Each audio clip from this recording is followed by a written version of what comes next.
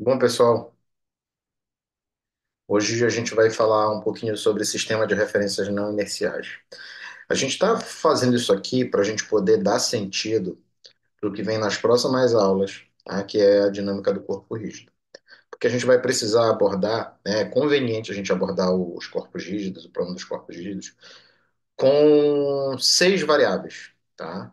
Divididas em duas partes.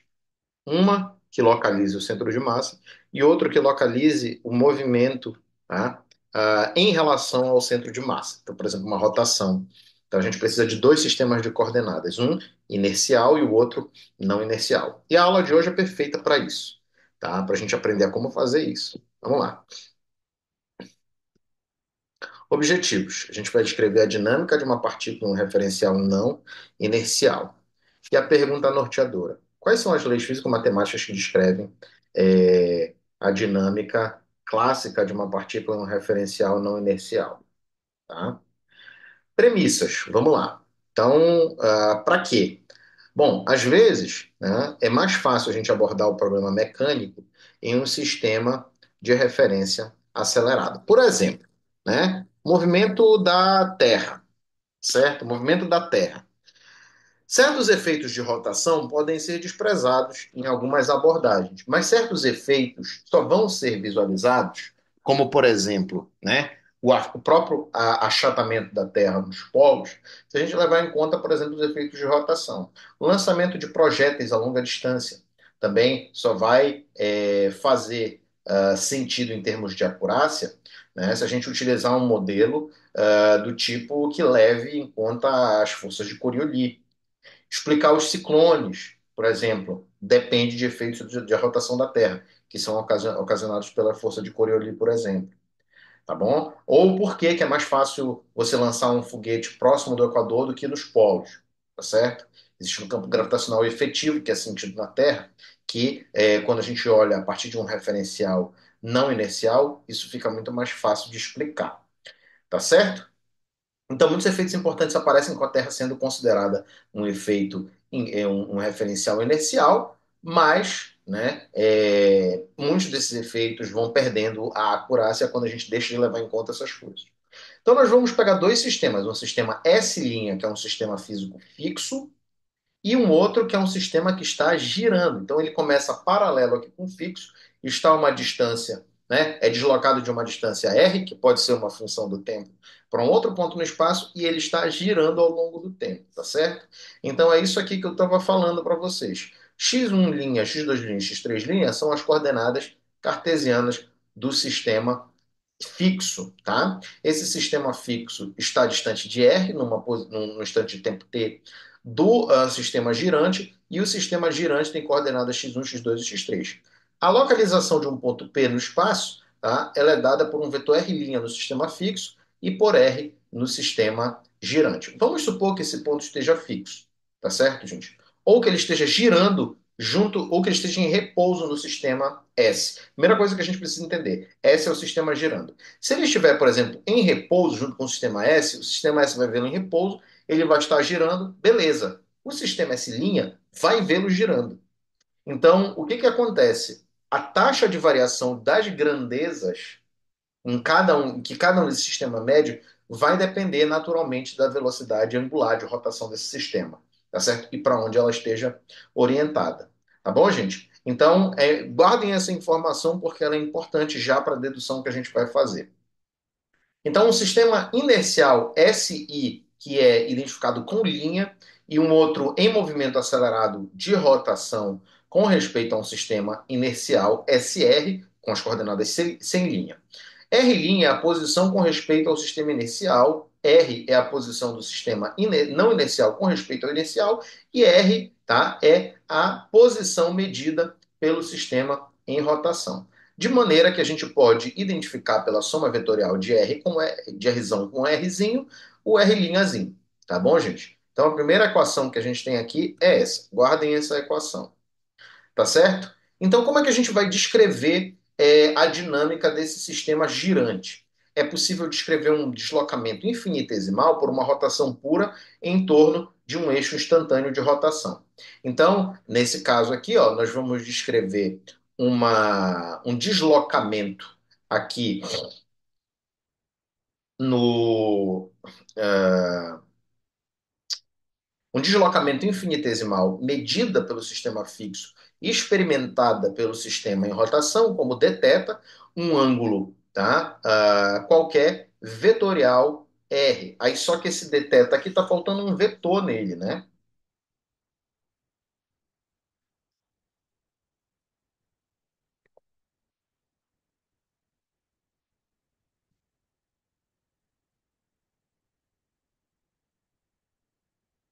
Vou tentar de preto aqui.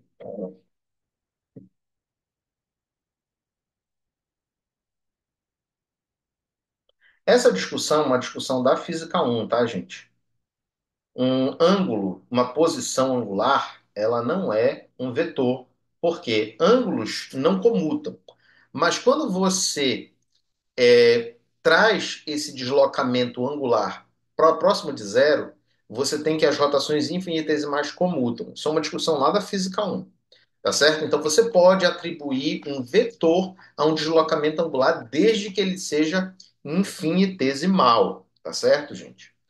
Então, beleza, o que que acontece? Se a gente calcular aqui, ó, dr' dt, tá? Medido no sistema fixo, a gente vai ter, né? Deixa eu achar abrir um outro arquivo,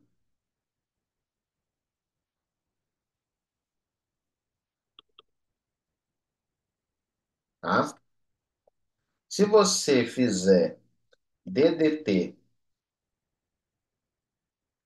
de r', opa, desculpa, de r, tá? Desculpa.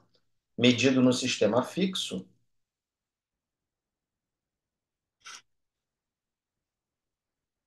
poxa, coloca aqui f.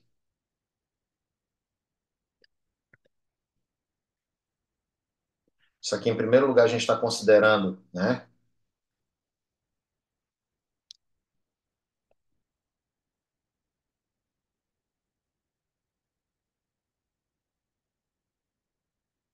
Sistema fixo, o ponto P girando junto com o sistema em rotação, tá? E naturalmente o sistema, imagina os dois sistemas paralelos, tá, gente? Os dois sistemas paralelos. E o S girando, tá? Então a rotação ela vai ser vista pelo a velocidade de rotação medida pelo sistema fixo, tá? Medida pelo sistema fixo, ela vai ser igual à velocidade linear do sistema móvel, já que o ponto P está se movendo com os dois, tá? Então, isso aqui é a velocidade do, do, de rotação do sistema móvel medida pelo sistema fixo. Beleza? Aí o que que a gente vai fazer? Vamos supor agora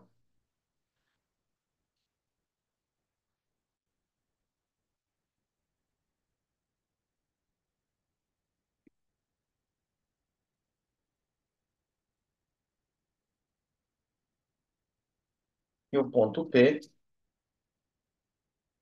se mova com velocidade arbitrária em relação ao sistema móvel, tá certo?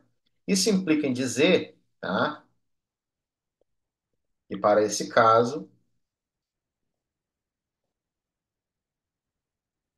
né, o drdt fixo vai ser drdt,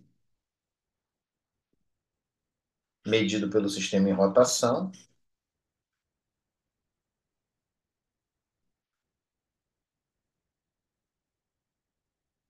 mais ômega r, né? Tá certo? Então aqui a gente só está agregando a velocidade ao ponto P. Então o ponto P agora, né, ele não está mais fixo. e em relação ao sistema de coordenadas S, tá? Que é o sistema não inercial. Ele está se movendo com respeito a ele. Naturalmente, isso vai implicar em como o sistema fixo vai medir isso, tá certo? Então, né, a gente pode dizer aqui que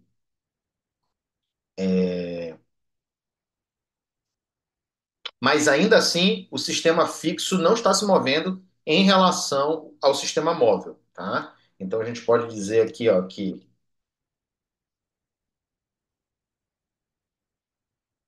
temos uma rotação experimentada pelo sistema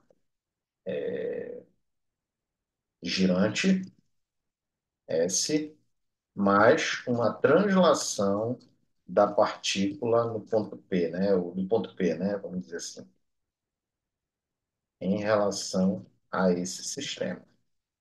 O sistema fixo vê esses dois efeitos. O sistema em rotação vai ver somente a translação da partícula porque ela está girando junto com ele. Então, o sistema fixo vai ver, tá, as duas coisas acontecendo. Agora, vamos supor, tá? Então, aqui a gente vai escrever isso aqui assim, né?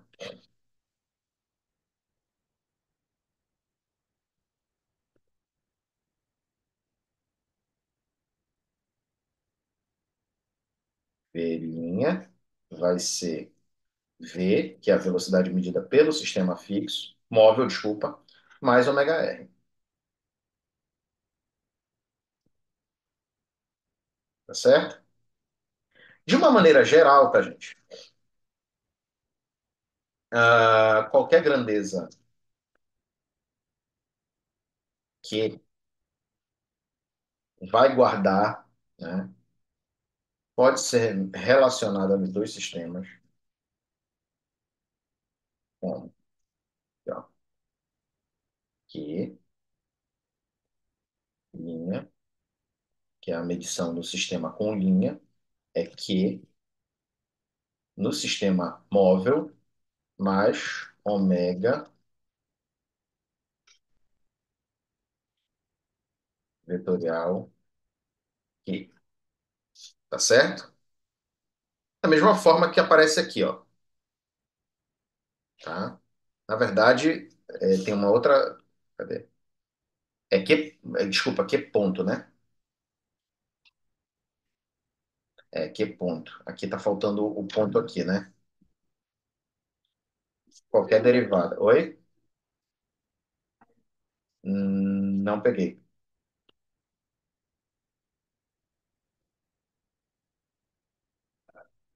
Ah, faltou a derivada. Inclusive, faltou a derivada lá, né? Tá certo, gente? Então, você vê aqui, ó, que dr' dt é dr dt ômega vezes r, e a gente vai fazer alguma coisa parecida com a aceleração. Mas, por enquanto, ainda não.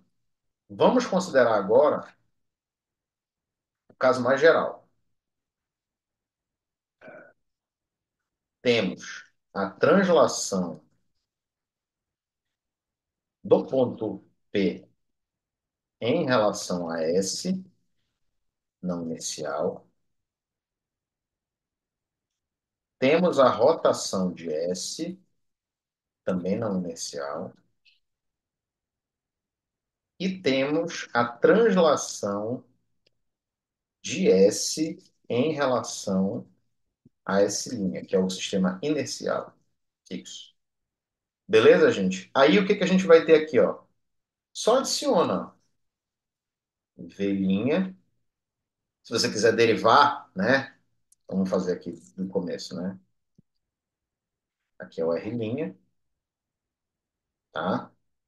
A derivada no sistema fixo vai ser vetorial vec R mais vetorial de R. Tá bem, gente?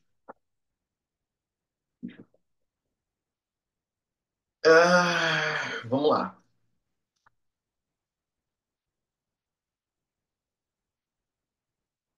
Eu fiz de um jeito diferente, mas eu vou provar também aqui para vocês de um outro jeito. Isso, tá? É, Então você vai derivar isso aqui, né?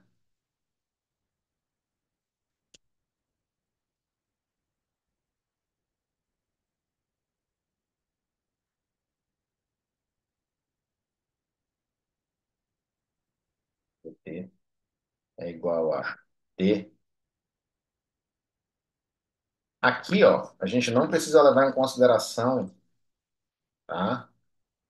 Que as coisas vão acontecer. Esse DRDT é o mesmo valor no sistema fixo, porque ele mede esse R a distância do sistema girante em relação à origem do sistema girante em relação ao sistema fixo. Então, esse cômputo nos dois vai ser o mesmo, tá? Mas aqui não.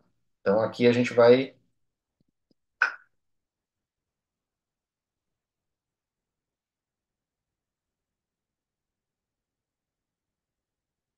ver, tá? Quem é esse DVDT? É esse bem aqui, ó, tá? Esse DVDT é esse V bem aqui, ó. Essa exercício não está trocando velhinha.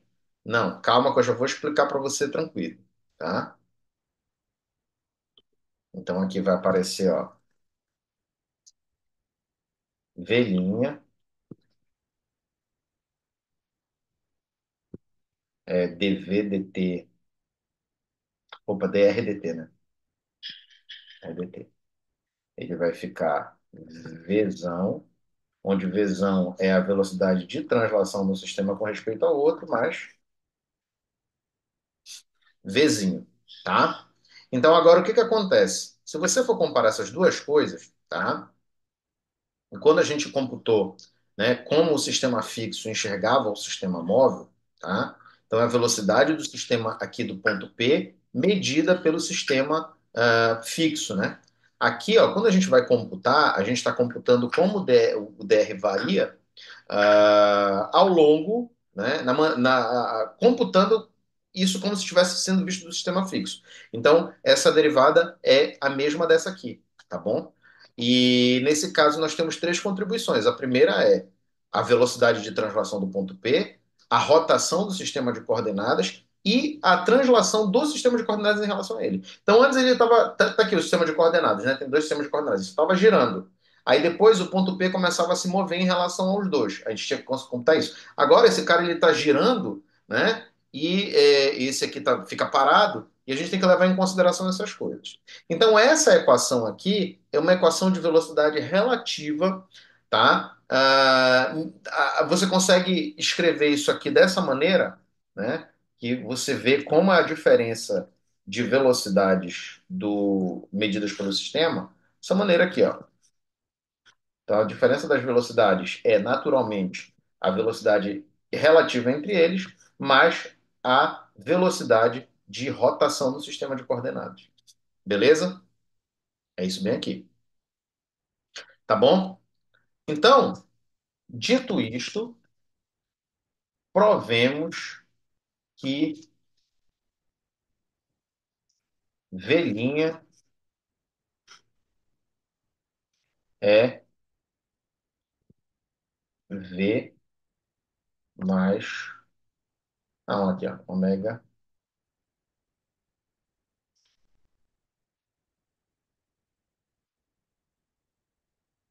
É V que é, tá? De onde sai isso, gente? Vamos lá.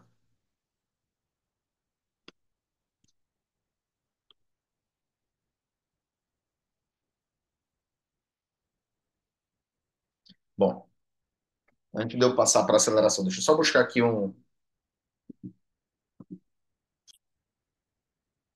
Na verdade, eu não vou provar isso aqui porque eu já provei ali em cima, né? Eu vou mostrar para vocês qual é a lógica disso.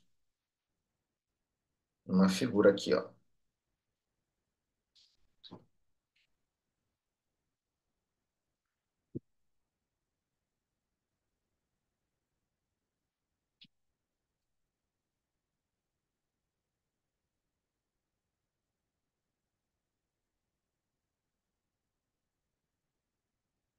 Tá aqui.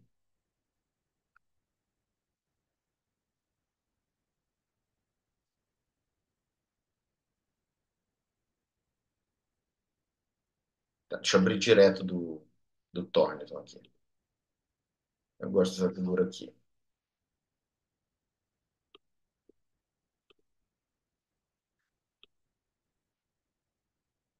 Aqui, ó.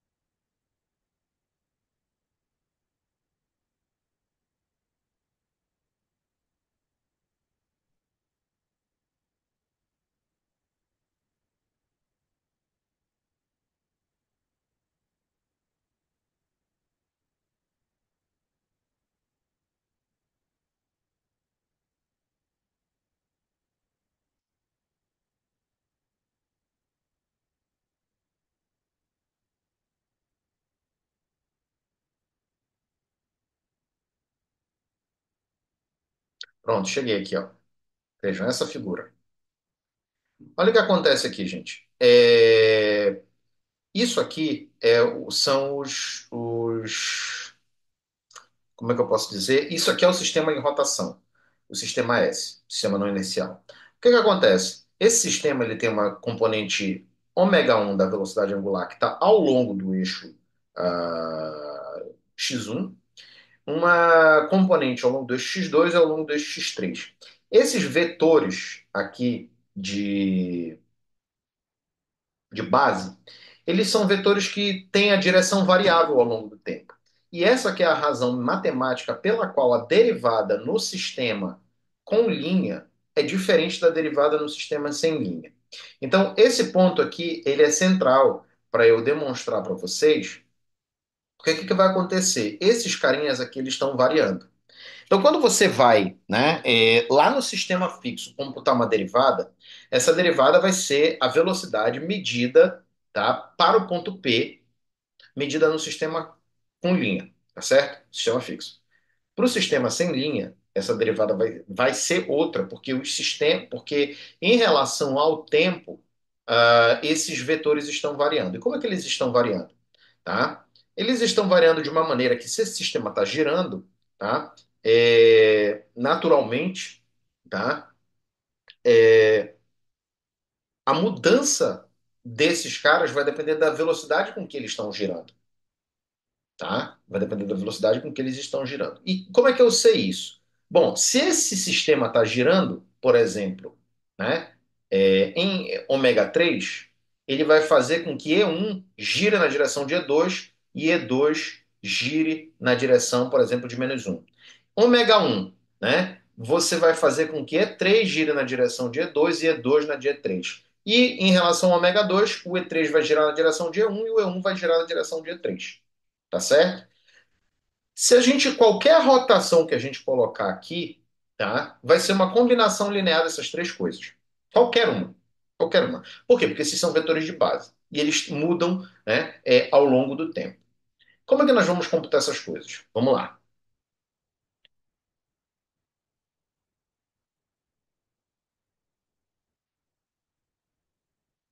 Vamos escrever aqui, ó.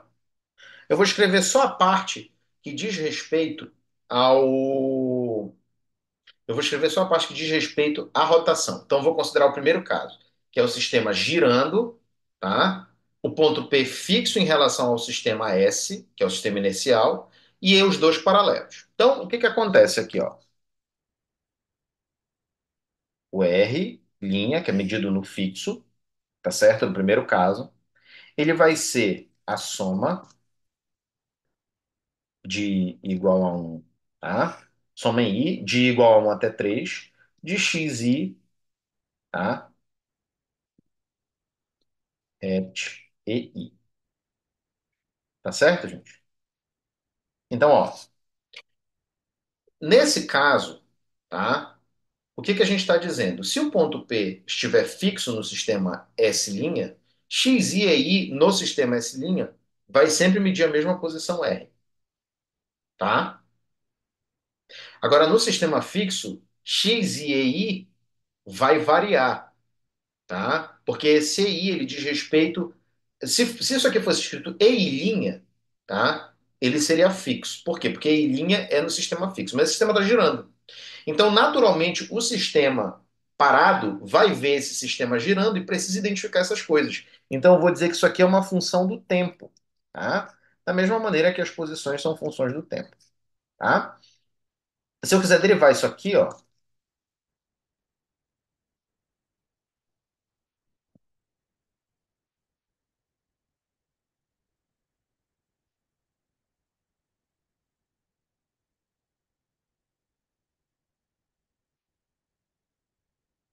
isso aqui vai ficar, ó, a soma. Deixa eu ver isso. Soma em I de. Aí eu já misturei tudo, né? Aí você, pô, professor, você já misturou tudo aí. Tem bronca, a gente entende, né? Xi, não, peraí. Aqui já tá bagunça demais. agora. Opa, tá? Vezes o EI de T,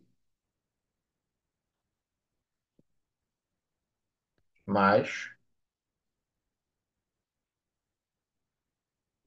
aqui, ao invés de x e ponto, né? Isso aqui é o...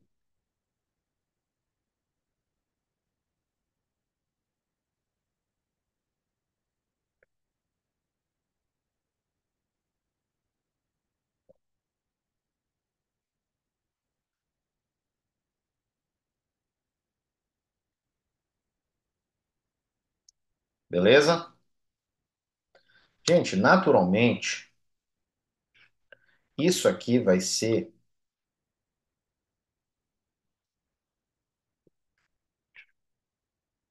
Nós vamos ter aqui, ó, a velocidade, porque é a derivada das coordenadas. Então, isso aqui é a velocidade medida no sistema móvel, certo? Beleza? Mais esse termo aqui. Bom, quem é isso aqui, ó? Isso aqui vai ser x1,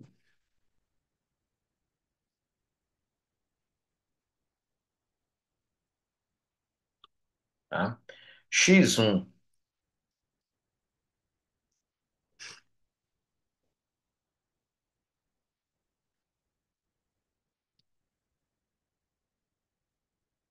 e um ponto,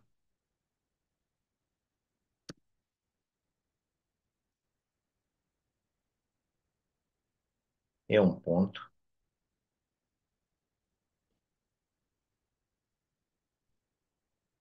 mais x2 e dois pontos,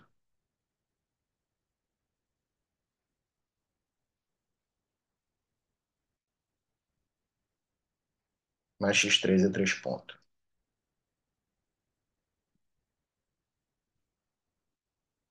Beleza, gente?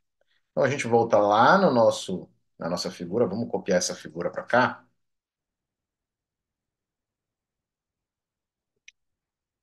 Eu achei que eu tinha tirado a foto dela.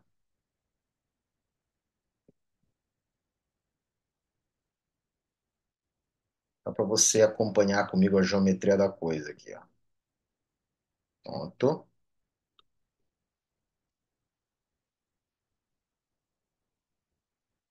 Beleza? Agora misturou tudo aqui.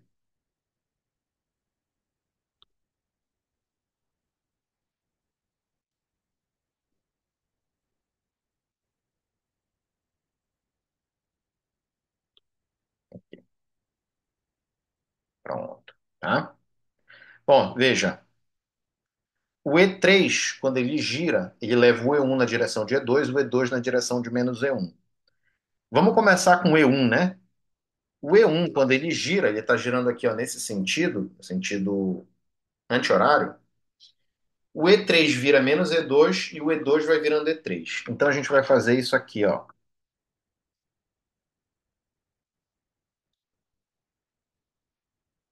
E1 ponto vai ser 2 vira 3, né? Então vai ser ômega 2 E3.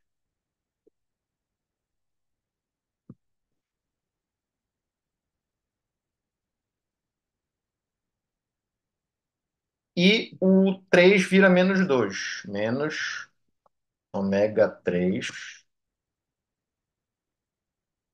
E2. Tomara que eu não erre o sinal aqui. Tá certo?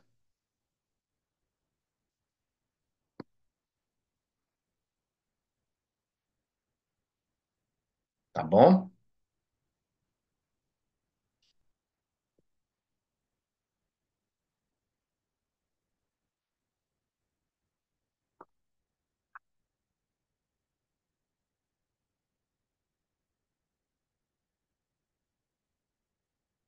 ver aqui.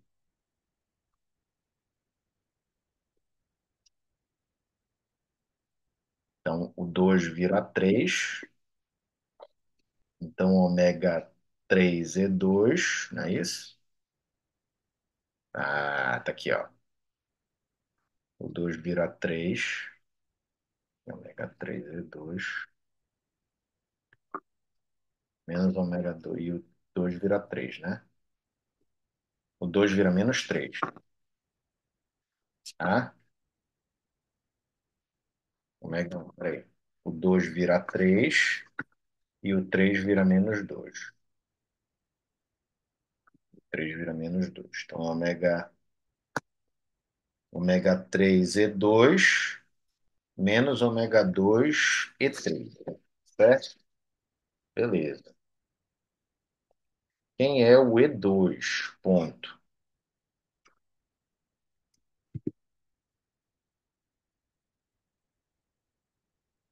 Vamos lá. 2. Quando o 2 gira, o 1, o E1 vira menos E3 e o E3 vira E1, tá? O E3 vira E1 e o E1 vira menos E3. Só checar aqui para não errar o sinal, tá? O 3 vira 1 e o 1 vira 3, tá? 1 vira 3. Então vai ficar ômega 1 E3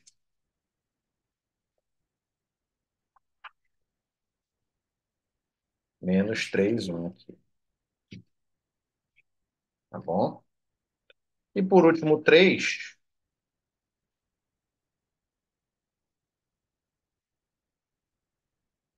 vai ficar. Vamos lá.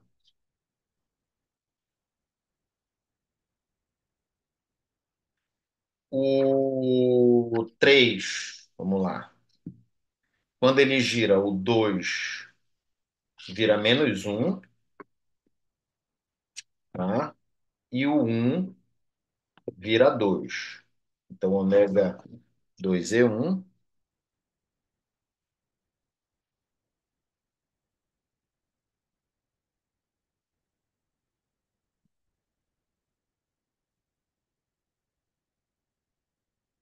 ômega 2 e um menos ômega um e 2.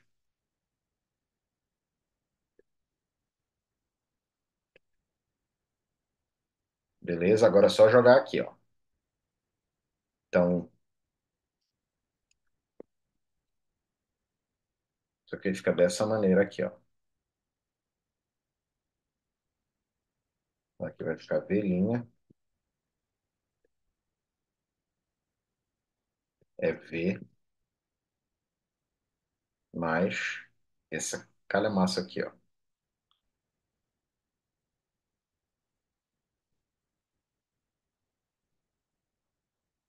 Vai ficar x1 vezes o ponto, mais x2 vezes Z2 ponto, mais x3,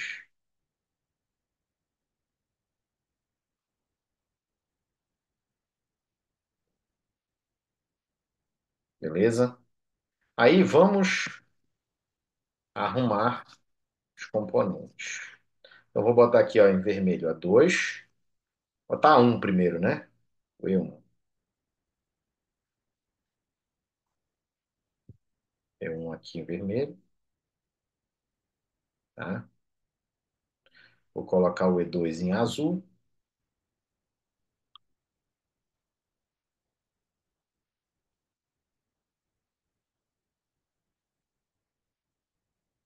E o E3 em verde.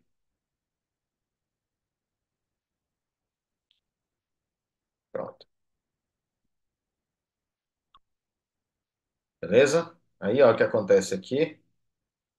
Vamos rearrumar.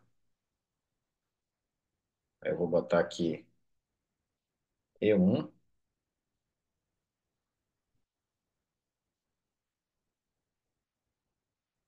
E2 e E3. E vou apagar tudo aqui.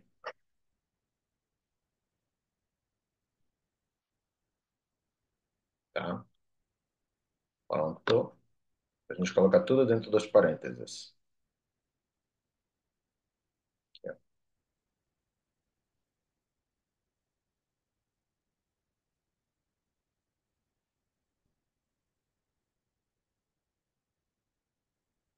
Então vamos lá, o que que tem E1 aqui, ó?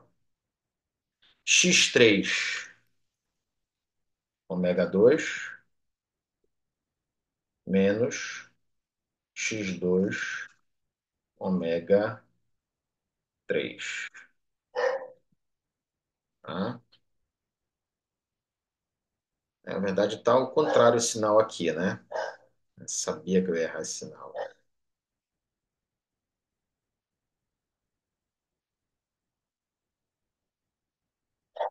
Tá, ao contrário o sinal aqui. Vamos lá, voltando aqui, ó. E1. O... Quando ele gira, o 3 vira 2, tá? O 3 vira 2. Aqui. 3 vira 2. Desculpa, o 3 vira menos 2. E o 2 vira menos 3. Eu vou só trocar um sinal aqui, tá? O E2, ponto. Quando ele gira para cá, o 3 vira um e o U vira menos 3. O 3 vira um e o 1 vira menos 3. Tá? Então aqui menos 3 mais um. Sinal trocado. Eu sabia que eu ia perder isso. E o 3 quando vira, tá? O 3 quando vira, aí o 1 vira. Desculpa, o 1 vira 2 e o 2 vira menos um. Então o 1 vira 2 e o 2 vira menos um. Então, na verdade, só sai um sinal menos aqui, né? Menos isso. Então vamos colocar mais, vamos inverter logo esses sinais aqui. Então, de todos a gente vai inverter os sinais. Menos x3 ômega 2. Tá? Então, vou botar assim, ômega 3x2 menos ômega 2x3. Para facilitar que vocês já vejam aí o produto vetorial. Tá? 2. Então, nós temos aqui, ó, menos ômega 3x1, tá? E ômega 1x3. Então, ômega 1. Desculpa, ômega 2x3. 2. Ômega 1x3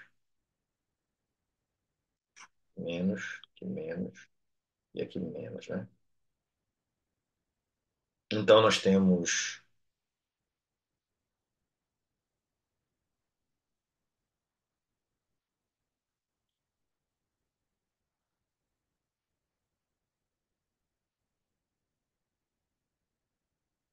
Vamos ver o 3 logo aqui. Tava certo o sinal, eu não estou entendendo mais nada. Peraí.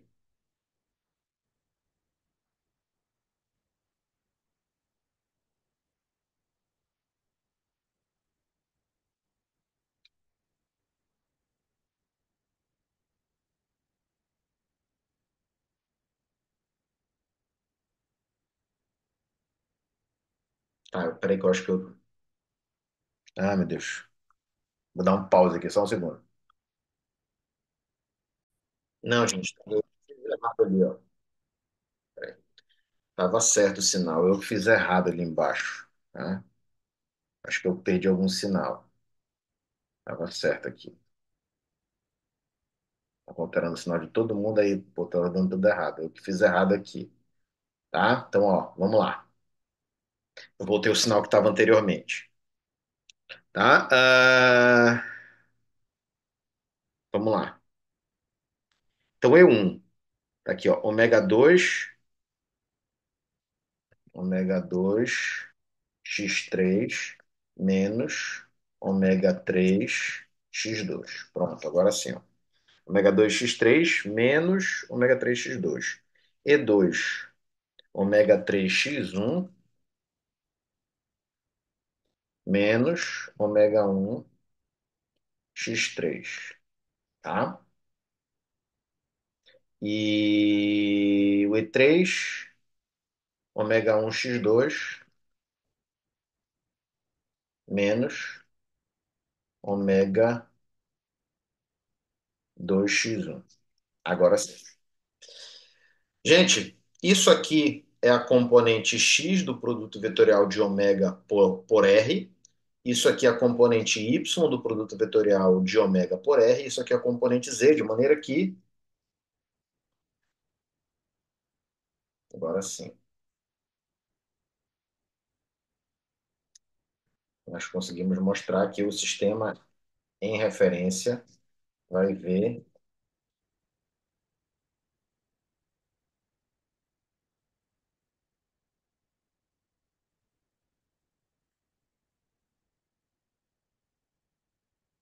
tá? E, claro, né, se nós estivermos lidando com um caso em que o sistema girante esteja parado, o ponto esteja parado em relação ao sistema girante, isso aqui se torna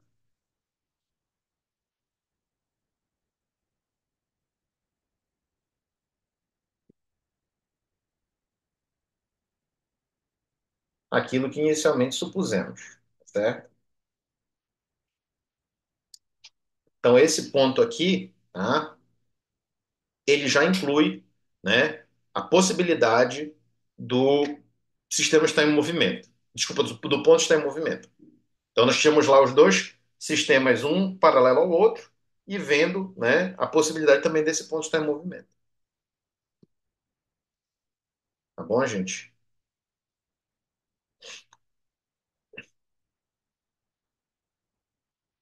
Beleza. Agora, né, de posse disso provado, tá?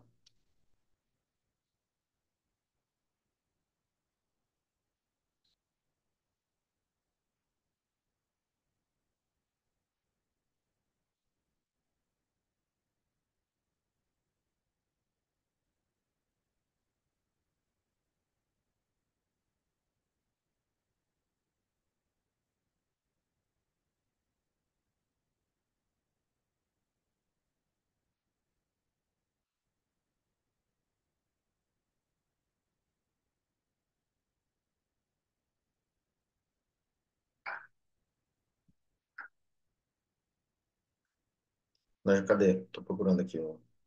Ah, beleza. Tá? Então, feito isso, nós vamos computar agora, tá? Cadê? Eu estou procurando aquela mais completa aqui. Pronto, essa aqui, ó. Calculemos a relação entre as acelerações. Então, calculemos,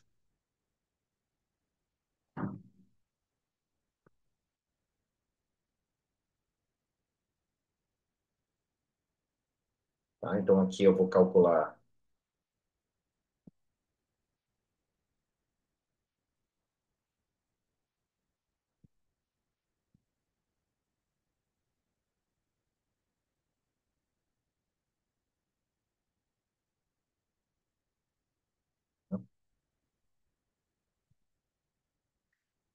Isso aqui, em relação ao sistema fixo, dá a própria aceleração,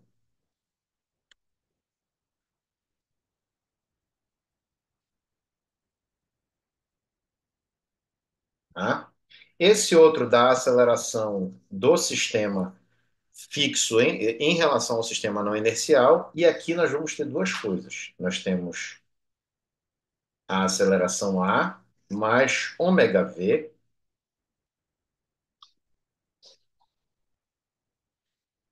mais, tá? Mais a derivada com respeito a t disso aqui, certo? A gente vai calcular essas duas derivadas. A derivada de v é a mais ômega v, como a gente viu para aquelas variáveis lá quaisquer, tá? A derivada dela é sempre a função vezes, né, a velocidade angular, então, a derivada da coisa, né, aqui no caso a derivada da velocidade da aceleração mais a velocidade angular vezes essa própria variável, e aqui nós vamos ter isso, né? Ou seja, aqui, ó. Aqui vai ficar, eu vou pegar essas duas coisas que vai dar uma derivada do produto aqui, né? Então aqui vai ficar, ó,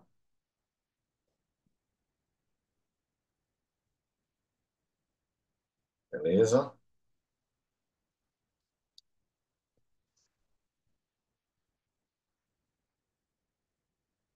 Pega.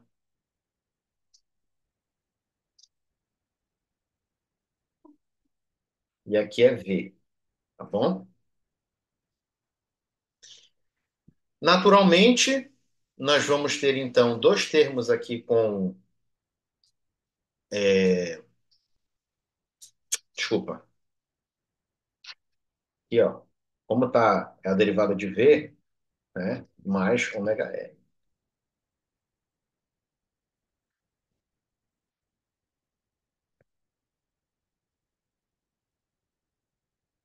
tá certo? Vamos somar tudo aqui.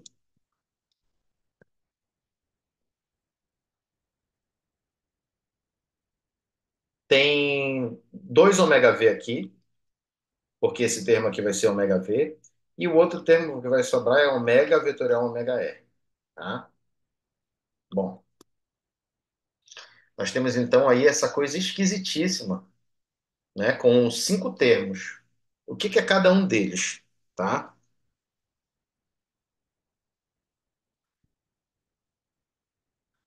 A linha é a aceleração medida pelo sistema fixo. A é a aceleração do ponto P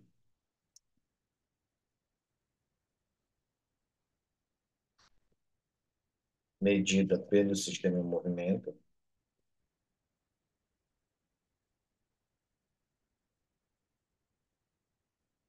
A azão é a aceleração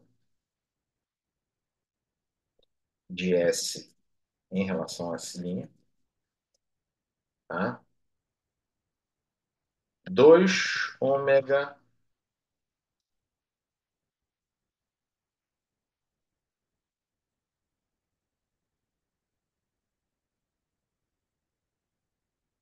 tá? É o que a gente vai chamar de força de Coriolis, desculpa, aceleração de Coriolis. Esse aqui é a aceleração centrífuga.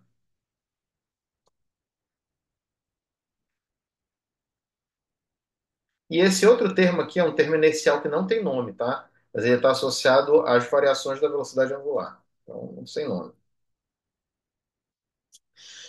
Se você multiplicar isso pela massa, tá?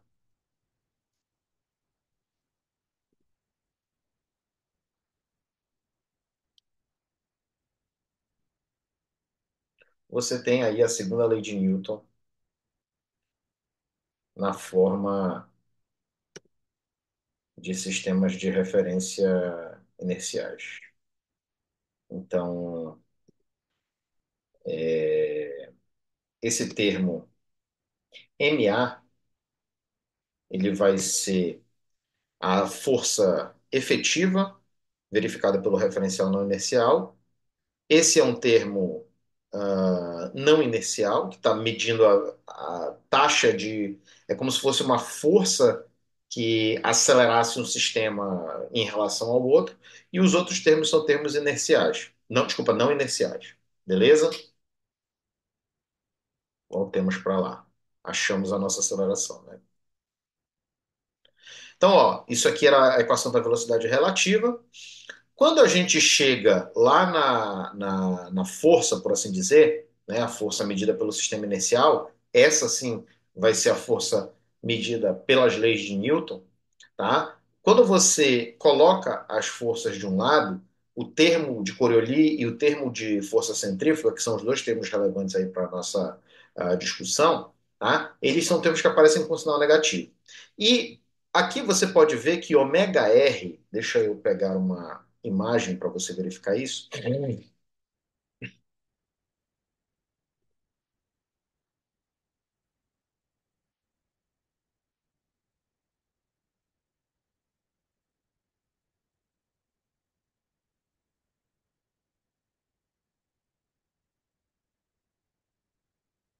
Ômega R, tá? O ômega ele está orientado para cima, o R aqui na posição radial. Quando você faz um ômega R, tá? Ele vai ser perpendicular a esses dois. Naturalmente, ó, ômega R está dando para cá, ó. O ômega vezes ômega R, ele vai ser perpendicular a ômega e vai ser perpendicular a ômega R. Então ele tá esse plano aqui, tá? Ele vai ser perpendicular a esse plano, tá bom? Formado por ômega e R. Então ele vai estar orientado para cá, ó. O ômega ômega R, ele é orientado para cá. E o menos ômega ômega R, que é o termo de força centrífuga, ele é orientado para fora. Tá? Então, se você está num referencial em movimento, é como se você estivesse sentindo realmente uma força para fora. Só que essa força ela não é uma força no sentido estrito. Por quê? Porque ela não tem um par reação, porque ela não está identificada nas quatro forças da natureza e tal. Ela é um efeito inercial. Tá certo, gente? Então, aqui, ó. O ômega vetorial R, ele aponta aqui, ó, perpendicular a esse plano aqui, e naturalmente, tá? Ômega está orientado para cima, esse aqui está orientado tangencialmente à trajetória, o que sobra, né? Deixa eu até botar aqui a seta do ômega, né, para você acompanhar aqui, né, o que eu estou falando. Você pode trasladar a seta do ômega para cá, tá? Você vê que está um é aqui na direção Z, coordenadas cilíndricas, o outro está na direção θ chapéu, o outro vai cair na direção R, tá? Porque é ômega vezes ômega R, então ele apontaria para dentro. Só que tem um sinal lá na força na força centrífuga que joga ele para fora, tá certo? Então o ômega V, que é a força de Coriolis, deixa eu ver aqui o outro,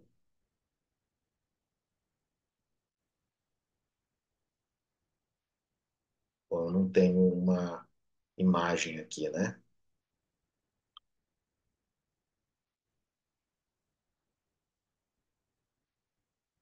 Mas o Coriolis é ômega para cima, V, ele está aqui, digamos, entrando no plano da página. Tá? Você já vai, eu já vou passar aí para você verificar isso. Né? Vamos lá, vou voltar aqui para o nosso slide, né? Eu já perdi o slide aqui. Eu fechei. Tá aqui, beleza? Então ele é menos 2m ômega V. Tá? Então o V ele é tangente aqui à trajetória, o ômega está para cima, a força de Coriolis ela vai aparecer aí, né, tangente, desculpa, perpendicular a esses dois.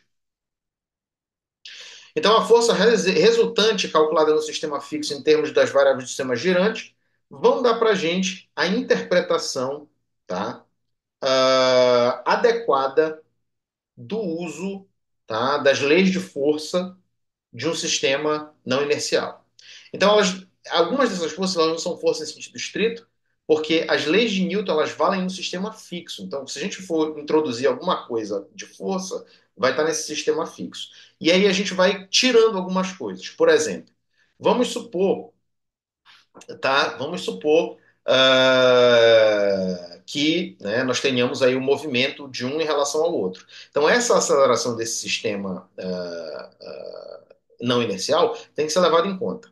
Tá? As rotações também têm que ser levadas em conta. E esses efeitos aí que a gente está verificando, não inerciais, todos eles estão associados à rotação. Se você tirar qualquer rotação e o ômega for zero, né, eu não sei se. Eu já não coloquei a aceleração aqui, né? Vamos voltar lá para o nosso. Aqui, ó, se você tirar todos os efeitos de aceleração, sobra o quê? Tá? Sobra somente a força fictícia que você tem que introduzir, que está associada à aceleração entre esses dois referenciais.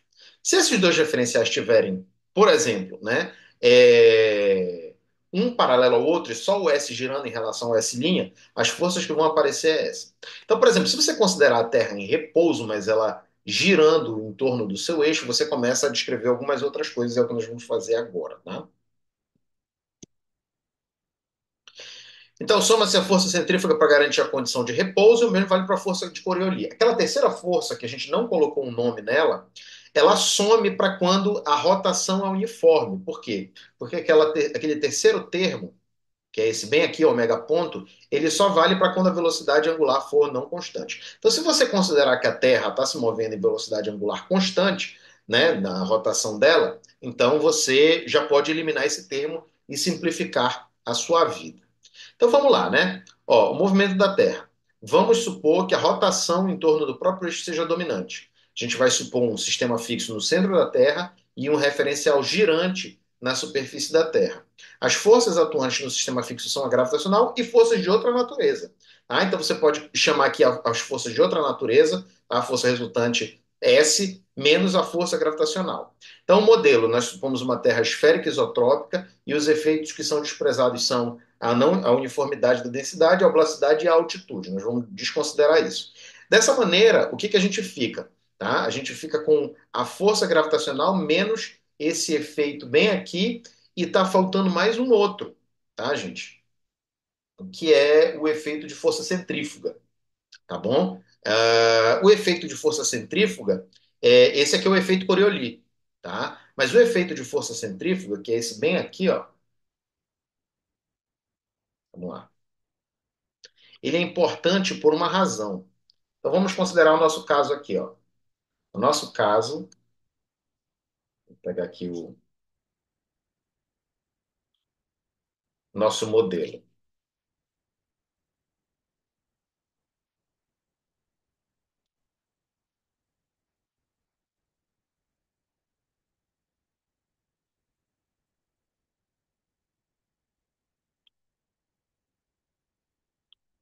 Hum.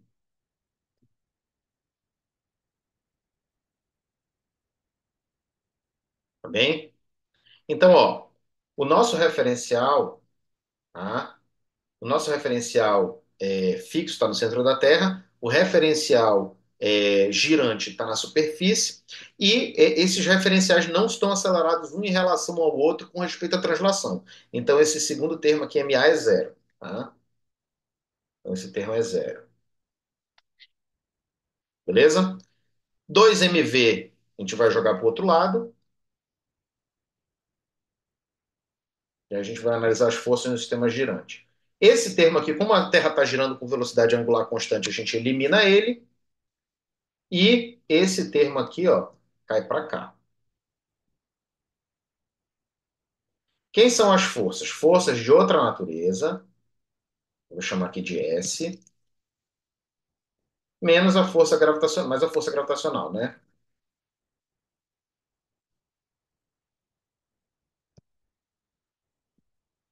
Beleza? MG. Gente, essa força aqui, ela está orientada contra o centro da Terra, tá? Ou melhor, vamos lá. Vamos pegar aqui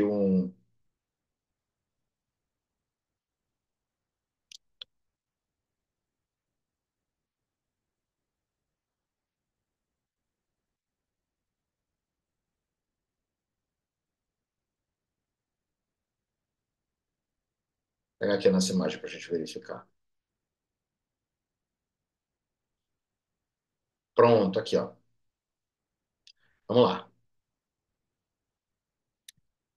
Ômega vezes R. Para onde vai dar isso aqui? Tá? Vou botar a seta aqui, ó. Ômega vezes R, ele vai dar lá para o fundo, tá? Vou botar aqui, na verdade, um X. Um X, ó. Vezes ômega, tá? Então, ômega V que R vai dar lá para dentro, tá? Então, esse termo ômega V que R vai dar lá para dentro. Então, ômega vezes o lá para dentro, ele daria uma força para cá, olha, lateral. E aí, com o sinal de menos da força centrífuga, ele está orientado para cá. Veja, gente. A força gravitacional efetiva sentida aqui na Terra, a aceleração gravitacional, ela não está ao longo do centro da Terra. Ela está ligeiramente desviada. Ou seja, um fio de prumo estaria inclinado, né? E, na verdade, as bordas da Terra são mais largas do que o topo. Por quê, gente? Porque à medida, tá? À medida em que você vai se aproximando do topo, esse ômega R, tá? Esse R vai ficando paralelo ao ômega e esse efeito vai diminuindo, tá, gente? Esse efeito de centrífugo vai diminuindo. Da medida que você vai se aproximando dos polos, esse efeito vai diminuindo. Qual é o efeito disso? Se isso aqui diminui, isso aqui é uma quantidade negativa, o campo gravitacional da Terra vai se aproximando do campo gravitacional G. Nos polos, esse efeito é mínimo. Então, o que que acontece? A força gravitacional sentida, tá, num ponto superior da Terra é maior do que a no Equador. O que que significa isso? Em primeiro lugar, que é mais fácil soltar foguete no Equador e não à toa, tá? O cabo de. Como é aqui no Brasil, cara? Alcântara, a base de Alcântara é uma base muito boa para lançar foguetes. Mesma forma, o Cabo Canaveral, que são ali em faixas no Equador, né? Vamos ver, inclusive, né, aqui onde fica o Cabo Canaveral, né?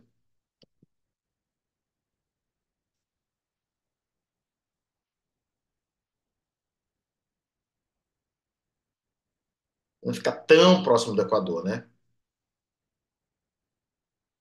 Mas ele fica bem mais próximo, onde fica.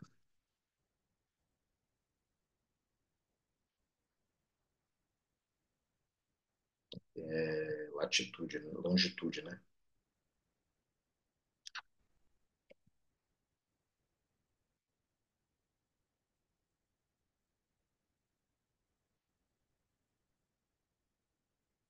Fica lá na Flórida. Base de Alcântara, vamos lá.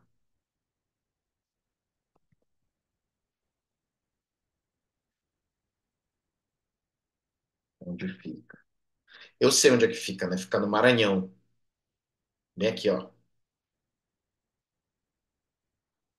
Então é relativamente próximo, né? Aqui do Equador, tá? Não, eu quero pegar o mapa mundi aqui.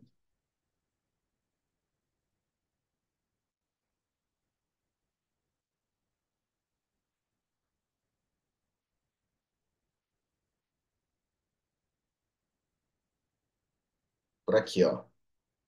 Tá? Bora ver aqui. Bases de foguetes. Wash. Alcântara, Estação da Força Espacial de Cabo Canaveral, Aeroporto de Meadowsburg, Bakersfield, Andoia, Xixang, Wenchang, a Centro Espacial da Guiana, por uma razão também muito interessante. Então, quanto mais próximo do Equador, menor a força gravitacional efetiva sentida num referencial não inercial. Tá certo, gente? Então, isso aqui é interessante de você saber.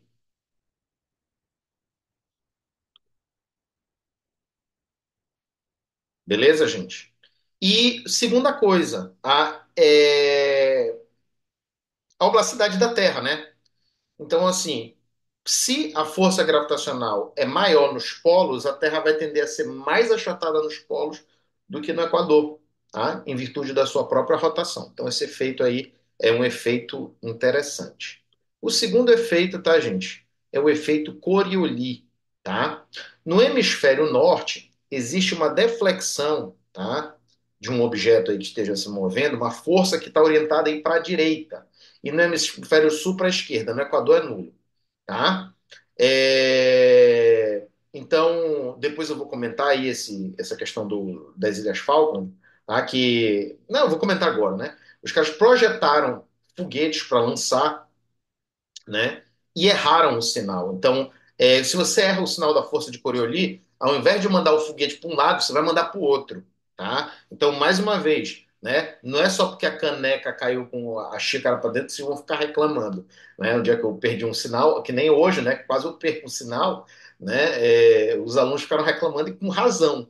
Né? Porque você pode, por conta de um erro de sinal, mandar um foguete para um lado e ele pegar o outro por causa do efeito Coriolis que você errou o sinal lá e aí você fica em lençóis, né? E uma outra coisa que acontece é a formação de ciclones. O que que acontece para formar um ciclone? Tem que ter uma espécie de um efeito aí, uma componente tangencial de força sobre a ação do vento, porque essencialmente os ventos eles são formados por diferenças por gradientes de pressão. Então você tem um ponto ali que tem baixa pressão, as regiões de alta pressão vão comprimir, digamos assim, né? Vai haver uma força por conta dessa diferença de pressão e os ventos vão ser dirigidos para essa zona de baixa pressão. No entanto, como a força de Coriolis ela tende a aplicar um efeito tangencial de força sobre essas massas de ar, elas começam a girar. Tem uma foto perfeita aqui, mas eu não sei se eu vou achar aqui na internet, que está no Barcelos, ciclones e força de Coriolis.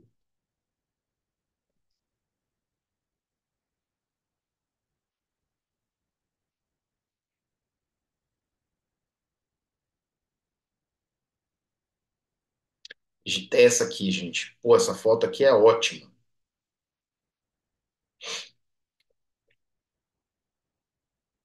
Ver se eu consigo abrir ela aqui.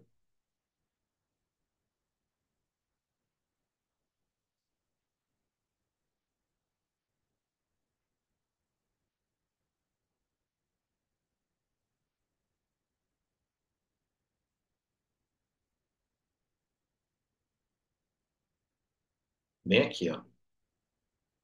Deixa eu ver se eu consigo aumentar aqui para você ver. Ó, tá aqui, ó. Pronto, ó.